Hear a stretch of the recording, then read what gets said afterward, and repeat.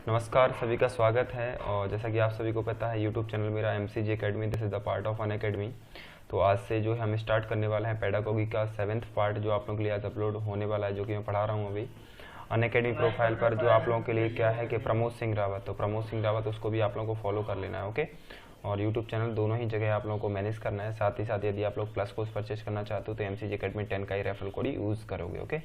चलिए शुरुआत करते हैं। आज का पहला जो क्वेश्चन आप लोगों का क्या है, शिशुओं के लिए शिशुशाला में आवश्यक है। तो शिशुओं के लिए, शिशु जो मतलब कह सकते हैं एक बालक के लिए क्या आवश्यक होता है, तो बताइए भाई क्या आवश्यक है। तो इसमें जो आपका राइट आंसर होगा, खेल के अवसर प्रदान करना है। इसमें आप लोगों का राइट आंसर होगा ऑप्शन नंबर ए। तो शिशुशाला में आप लोगों के लिए जो बालक होता है उसके लिए खेलने के अवसर ज़्यादा प्रदान करने चाहिए, तभी तो वो वहाँ रह सकता है कि नहीं। वर्तमान समय में प्राइमरी शिक्षा की दुर्दशा का मुख्य कारण क्या है, तो व्हाट इज़ द रीज़न, कारण आपको बताना है। इसमें जो आप लोगों का राइट आंसर होना चाहिए ऑप्शन को देख करके, क्योंकि टेट में जो क्वेश्चंस आते हैं उनमें ऑप्शन के ऊपर डिपेंडेंसी देती है। ऐसा नहीं है कि हमेशा ही आप लोगों का शिक्षक छात्र का विषमानुपाती राइट आंसर होगा। यदि इससे भी कोई वहाँ पर मजबूत कारण होगा तो वो आप लोगों का राइट आंसर होगा, ओके। फिलहाल ऑप्शन के अकॉर्डिंग यहाँ पर जो आप लोगों का जो है शिक्षक और छात्र का विषमानुपात का मतलब ये है कि जैसे एक ही शिक्षक पर जो नॉर्मल हम मानते हैं अनुपात, वो ऐसा मानते हैं कि जैसे 20 या 22 का एक शैक्षणिक अनुपात वहाँ से आता है। लेकिन अभी वर्तमान में ये कंडीशन है, एक टीचर 60 बच्चे 50 बच्चे, तो ये एक विषम अनुपात की श्रेणी में आता है ना।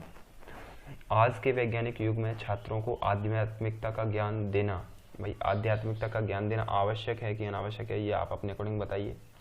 तो आज के वैज्ञानिक युग में हर एक बच्चे को, बालक को आध्यात्मिकता का ज्ञान देना आवश्यक है। तो बी के साथ आपको जाना चाहिए, क्योंकि ऐसी कोई चीज़ होती नहीं, नैतिकता के साथ साथ आध्यात्मिकता की उतनी ही आवश्यकता है वर्तमान समय में, ठीक। अगले क्वेश्चन के साथ, विद्यालय में सभी कार्यक्रमों में भाग लेना चाहिए, क्या कारण है इसके कारण हमें सभी कार्यक्रमों में भाग लेना चाहिए, इससे क्या विकास होता है हमारे शरीर का, बताइए। तो इसमें जो आप लोगों का राइट आंसर है कि सभी कार्यक्रमों में भाग लेने से क्या होता है, तो आत्मविश्वास बढ़ता है एक बालक का, है ना, व्यक्तित्व का भी विकास होता है, सीखने के अवसर मिलते हैं। तो सभी के सभी आप लोगों के राइट आंसर होंगे, ओके।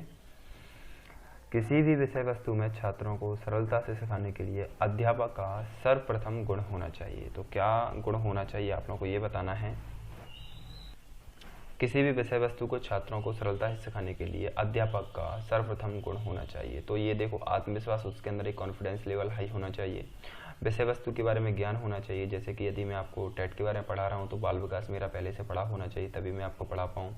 प्रभावी अभिव्यक्ति, यदि इफेक्टेड तरीके से मैं आपको पढ़ाऊंगा तो चीज़ें आपको समझ में आएंगी, अदरवाइज आपको समझ नहीं आएंगी। तो तीनों चीज़ें आप लोगों के लिए एक शिक्षक के लिए आवश्यक है। फोर्थ वाला इसमें आप लोगों का राइट आंसर होगा, ओके। अगले क्वेश्चन की ओर चल लेते हैं। क्या है, वह अवस्था जब बच्चा तार्किक रूप से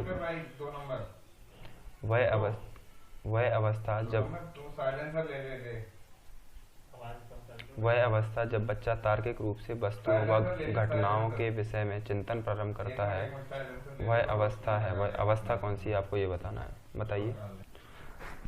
वह अवस्था जब बच्चा तार्किक रूप से वस्तुओं घटनाओं के विषय में चिंतन प्रारंभ करता है, तो वो अवस्था अपनी मूर्त संक्रियात्मक अवस्था कहलाती है। फोर्थ वाला आप लोगों का इसमें राइट आंसर होगा, ओके।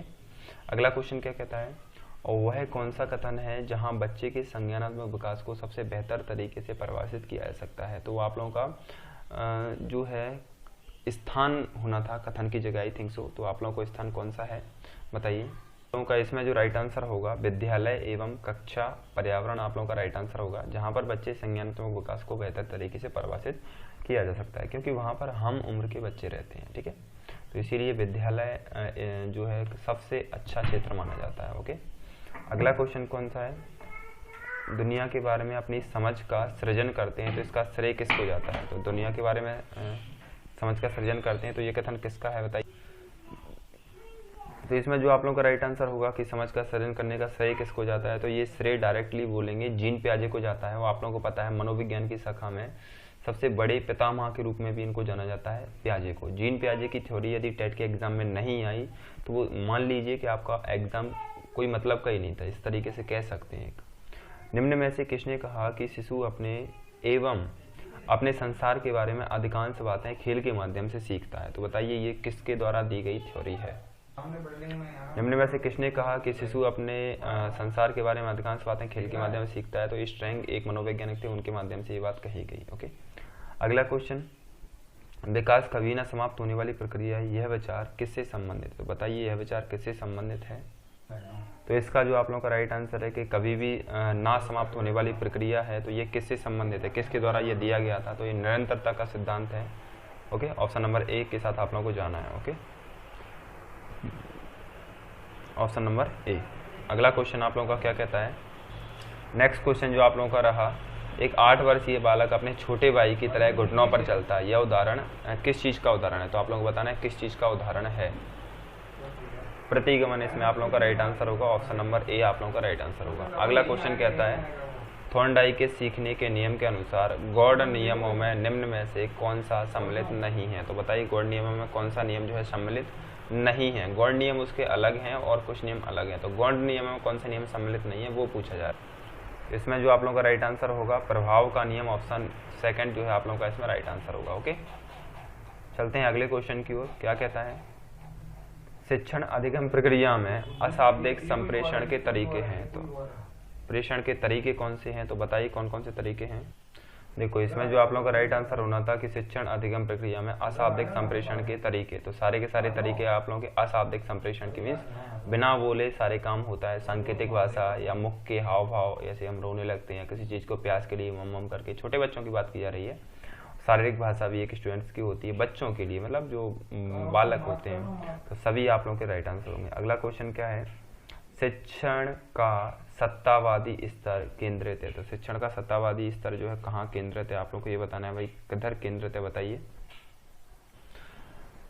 शिक्षण का सत्तावादी स्तर केंद्रित है तो ये शिक्षक केंद्रित है, तो इसमें आप लोगों का ऑप्शन ए जो है राइट आंसर होगा। अगला क्वेश्चन, निम्न में से किसने सबसे पहले बुनियादी शिक्षा का विचार प्रतिपादित किया था? तो किसने सबसे पहले बुनियादी शिक्षा का विचार प्रतिपादित किया था, उसका नाम बताइए। देखो निम्न में से किसने सबसे पहले बुनियादी शिक्षा का विचार प्रतिपादित किया था? तो बुनियादी शिक्षा का सबसे पहले जो विचार प्रतिपादित किया था वो महात्मा गांधी जी के द्वारा जो है प्रतिपादित किया था। ऑप्शन सी के साथ आपको जाना है। सर्व शिक्षा अभियान की जो शुरुआत की गई थी, ये क्वेश्चन 1-2 बार टेट में डायरेक्ट आ चुका है। देखो सर्व शिक्षा अभियान किस बार शुरू किया गया था? 2001 में सर्व शिक्षा अभियान भारत में शुरू किया गया था। इसमें जो है 16 तारीख से 16 जुलाई से होते हैं कि 16 अगस्त में, खुद कन्फ्यूजन, जून या जुलाई, 16 जुलाई से शायद स्कूल शुरू होते हैं ना। हाँ, अगला क्वेश्चन क्या है? निःशुल्क शिक्षा और अनिवार्य शिक्षा अधिकार नियम अधिनियम किया गया, तो निःशुल्क शिक्षा या अनिवार्य शिक्षा अधिनियम कहाँ से किया गया, तो किसके द्वारा पारित किया गया बताइए। निःशुल्क शिक्षा और अनिवार्य शिक्षा अधिकार नियम जो अधिनियम किया गया है वो किसके द्वारा किया गया है, आप लोग ये बताइए। तो इसमें भारत की संसद द्वारा ये लागू किया गया, तो ऑप्शन नंबर 3 के साथ आपको जाना है। अगला क्वेश्चन क्या है? शिक्षा के अधिकार अधिनियम 2009 में एक अध्यापक के लिए न्यूनतम कार्य घंटे प्रति सप्ताह निर्धारित किए गए, तो कितने घंटे उसको एक सप्ताह में काम करना है ये आपको बताइए। देखिए शिक्षा के अधिकार अधिनियम 2009 में जो है एक अध्यापक के लिए न्यूनतम कार्य घंटे प्रति सप्ताह वीकली जो आप लोगों का तैयार किया गया था वो आप लोगों का 47 घंटे जो 45 आप लोगों का इसमें तय किया गया था, है ना। तो आप लोगों का 7 डेज में 45 आप लोगों को काम करना है, तो कुछ ज़्यादा नहीं था, आई थिंक सो, है ना। अगला क्वेश्चन क्या कहता है? प्रशिक्षण एवं अभ्यास संबंधित है, तो प्रशिक्षण एवं अभ्यास किस चीज़ से संबंधित है आपको ये बताना है, बताइए। तो प्रशिक्षण एवं अभ्यास संबंधित है, तो ये इसमें जो आप लोगों का राइट आंसर था वो व्यवहारवाद से संबंधित आप लोगों का होता है। ओके, पियाजे के अनुसार संज्ञानात्मक विकास की तीसरी अवस्था कौन सी होती है? तो पियाजे के अनुसार संज्ञानात्मक विकास की तीसरी अवस्था कौन सी होती है? फिलहाल पियाजे के अनुसार जो संज्ञानात्मक विकास की तीसरी अवस्था जो बताई गई थी वो मूर्त संक्रियात्मक अवस्था थी, तो इसके साथ आप लोगों को मूर्त संक्रियात्मक अवस्था की ओर जाना है, तो 4th इसमें आप लोगों का राइट आंसर होगा। ओके, अगला क्वेश्चन क्या कहता है? कक्षा कक्ष शिक्षण होना चाहिए, तो कक्षा कक्ष शिक्षण जो आप लोगों का होना चाहिए वो कैसा होना चाहिए? कक्षा कक्ष शिक्षण होना चाहिए, तो ये कक्षा कक्ष शिक्षण जो आप लोगों का है वो संवाद मूलक प्रकृति का होना चाहिए, तो ऑप्शन सेकंड में आप लोगों का राइट आंसर होगा। डेनियल गोलमैन संबंधित है, तो डेनियल गोलमैन किससे संबंधित है आप लोगों को ये बताना है, भाई बताइए किससे संबंधित हैं वो। डेनियल गोलमैन संबंधित है, तो गोलमैन किससे संबंधित है आप लोगों को ये बताना है, तो ये आप लोगों का संवेगात्मक बुद्धि से जो है राइट आंसर होगा, तो ऑप्शन नंबर 3 के साथ आप लोगों को इसमें जाना है। अगला क्वेश्चन जो आप लोगों का क्या है, क्या कहता है क्वेश्चन? क्रिया प्रसूत साहचर्य मुख्यतः किसकी भूमिका पर बल देता है, तो ये किसकी भूमिका पर बल देता है ये आप लोगों को बताना है। क्रिया प्रसूत सहचर मुक्त है किसकी भूमिका पर बल देता है? तो ये जो आप लोगों का बल देता है वो सीधा सीधा आप लोगों का पुनर्बलन के सिद्धांत पर बल देता है। तो फोर्थ वाला आप लोगों का राइट आंसर होगा। अगला क्वेश्चन क्या कहता है? शिक्षा मनोविज्ञान नहीं है। तो शिक्षा मनोविज्ञान क्या नहीं है ये बताना है। देखो शिक्षा मनोविज्ञान नहीं है तो आप लोगों का आदर्श मूलक विज्ञान नहीं है। शिक्षा मनोविज्ञान को ऐसा नहीं मानते हैं, मोस्ट ऑफ स्टूडेंट का इसकी ओर भी रुझान है अनुप्रयुक्त, लेकिन ऐसा नहीं है। शिक्षा मनोविज्ञान अनुपयुक्त प्रकृति का तो होता है लेकिन आदर्श मूलक प्रकृति का नहीं होता है। तो फोर्थ वाला इसमें आप लोगों का राइट आंसर होना था। धन्यवाद कीर्ति जी। अगले क्वेश्चन की ओर क्या है? पियाजे द्वारा संज्ञानात्मक संरचना को उल्लेखित करने वाली शब्दावली कौन सी है? तो संरचनात्मक शब्दावली जो रहती है पियाजे जो है किससे उल्लेखित उसको करते हैं? तो बताइए किससे उल्लेखित करते हैं? इसमें पियाजे द्वारा संज्ञानात्मक संरचना को उल्लेखित करने वाली शब्दावली जो आप लोगों की है तो शब्दावली आप लोगों की है स्कीमा शब्दावली। 3 के नाम से मतलब संज्ञानात्मक संरचना को वो स्कीमा कहते थे। ये शब्दावली का मतलब ये होता है, ठीक है। कक्षा में परस्पर संवाद से क्या उभर कर आना चाहिए? तो कक्षा में परस्पर संवाद से क्या उभर कर आना चाहिए, क्या मतलब फाइनली मिलना चाहिए बच्चों को, बताइए। देखो परस्पर संवाद से क्या उभर कर आता है? तो विचार उभर कर के आते हैं, क्योंकि कोई भी चीज़ को हम बहस करते हैं तब तो तर्क वितर्क होता है या विवाद होता है, लेकिन फाइनली वो बोल रहा है कि उभर कर क्या आना चाहिए? तो विचार उभर कर आना चाहिए। सामाजिक अधिगम का सिद्धांत किसके द्वारा दिया गया? तो आप लोगों को उस मनोवैज्ञानिक का नाम बताना है जिसने सामाजिक अधिगम का सिद्धांत दिया। नाम बताइए। आप लोगों को जाना है ऑप्शन नंबर ए, आप लोगों का आल्बर्ट बांडुरा जो है राइट आंसर होगा, आल्बर्ट बांडुरा। अब इसको जोड़ लीजिए, जैसे सामाजिक अधिगम तो समाज में जैसे लोग होते हैं, आल्बर्ट बांडुरा जैसे लोग होते हैं जिसी के द्वारा ये सिद्धांत दिया गया था। निर्मितवादी अधिगम उपागम में शिक्षक की क्या भूमिका होती है? तो भाई बताइए शिक्षक की क्या भूमिका होती है निर्मितवादी अधिगम में? हर एक अधिगम की अपनी एक विशेषता होती है। तो निर्मितवाद अधिगम की पूछा जा रहा है तो सरलीकरण करता मतलब उसको सही तरीके से सॉल्व करने वाली मतलब उसके अधिगम यदि सिखाना चाह रहा है तो कितना अच्छे से मतलब बालक को ज़्यादा मेहनत ना करनी पड़े, वो बालक के दिमाग में चली जाए, उस तरीके से हम कह सकते हैं। तो इसमें सरलीकरणकर्ता के रूप में आप लोगों का राइट आंसर होगा। ओके, अगला क्वेश्चन आप लोगों का, निम्न में से कौन सा मानव विकास का सिद्धांत नहीं है? तो बताइए भाई कौन सा मानव विकास का सिद्धांत नहीं है? देखो निम्न में से कौन सा मानव विकास का सिद्धांत नहीं है? तो ये विकास का सिद्धांत जो नहीं है वो ब्लोमीयता का सिद्धांत ऐसा होता है जो मानव विकास में प्रयोग नहीं होता है। ओके, अगला क्वेश्चन क्या कहता है? संवेगात्मक बुद्धि में कौन सी योग्यता सम्मिलित नहीं है? तो संवेगात्मक बुद्धि में कौन सी योग्यता सम्मिलित नहीं है? बताइए भाई कौन सी योग्यता सम्मिलित नहीं है? संवेगात्मक बुद्धि में कौन सी योग्यता नहीं है? संवेगों को जागृत करने की ऐसी कोई योग्यता उसमें नहीं होती है, ठीक है। अगला क्वेश्चन, निम्न में से कौन सा अधिगम की प्रक्रिया का परिणाम नहीं है? तो अधिगम की प्रक्रिया का परिणाम कौन सा नहीं है ये पूछा जा रहा है, तो बताइए कौन सा नहीं है। तो निम्न में से कौन सा अधिगम की प्रक्रिया का परिणाम नहीं है? तो अधिगम की प्रक्रिया का परिणाम नहीं है परिपक्वता, क्योंकि इसका अधिगम से कोई संबंध नहीं होता है। परिपक्वता आने का मतलब होता है एक तरीके से जो है किस तरीके से हम लोग काम को कर सकते हैं, वो सारी चीज़ें परिपक्वता के अंतर्गत आती हैं। तो फोर्थ आप लोगों का इसमें राइट आंसर होगा। अगला क्वेश्चन है, जेपी गिलफोर्ड के अनुसार अधिगम है। तो भाई अधिगम क्या होता है गिलफोर्ड की परिभाषा के अनुसार?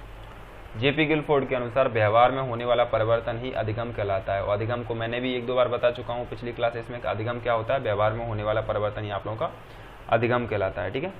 चलिएगा चलते हैं अगले क्वेश्चन की ओर।